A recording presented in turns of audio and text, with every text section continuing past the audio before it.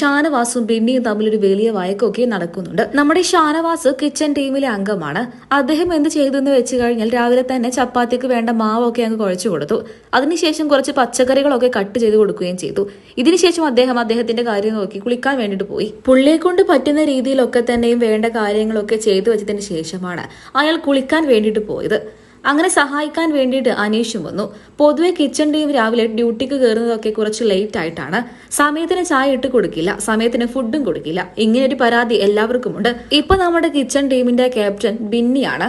അതുകൊണ്ട് തന്നെ ബിന്നി പറയുന്നതിനനുസരിച്ചാണ് കാര്യങ്ങൾ ഏറെ കുറെ പോകേണ്ടത്. കുളിയും നനയും ഒക്കെ കഴിഞ്ഞ് നമ്മുടെ ഷാനവാസ് തിരിച്ചെത്തിയപ്പോഴേക്കും ടാസ്കും ആരംഭിച്ചു. അങ്ങനെ എല്ലാവരും മോർണിംഗ് ടാസ്ക് എന്ന് പറഞ്ഞുകൊണ്ട് പുറത്തേക്ക് ഓടുന്നതാണ് കണ്ടത്. അങ്ങനെ ടാസ്കിലെല്ലാം പങ്കെടുത്തതിന് ശേഷം അദ്ദേഹം ഫുഡിന് വേണ്ടിയിട്ടെത്തി. ഫുഡിന് വേണ്ടി നോക്കിയപ്പോൾ പുള്ളിക്ക് ചപ്പാത്തി ഒന്നുമില്ല, ആകെ 1-2 എണ്ണം മാത്രമേ ഉള്ളൂ. അതായത് എല്ലാവർക്കും കൊടുത്ത ഒരു അളവിലുള്ള ഭക്ഷണമൊന്നും അദ്ദേഹത്തിന് രാവിലെ കിട്ടിയില്ല.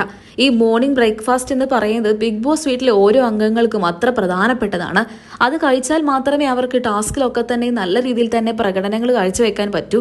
അങ്ങനെയുള്ള സ്ഥിതിക്ക് മോർണിംഗിലെ ഭക്ഷണം കിട്ടിയില്ല എന്ന് കണ്ടപ്പോൾ അത് ഷാനവാസ് എന്തായാലും ചോദ്യം ചെയ്തു. അപ്പൊ നമ്മുടെ ബിന്നി അവിടേക്ക് വന്ന് പറയുന്നുണ്ട്, അങ്ങനെയൊന്നും പറ്റില്ല, ഇവിടെ എല്ലാവർക്കും ഒരേ സമയത്താണ് ഭക്ഷണം കൊടുക്കാറ്.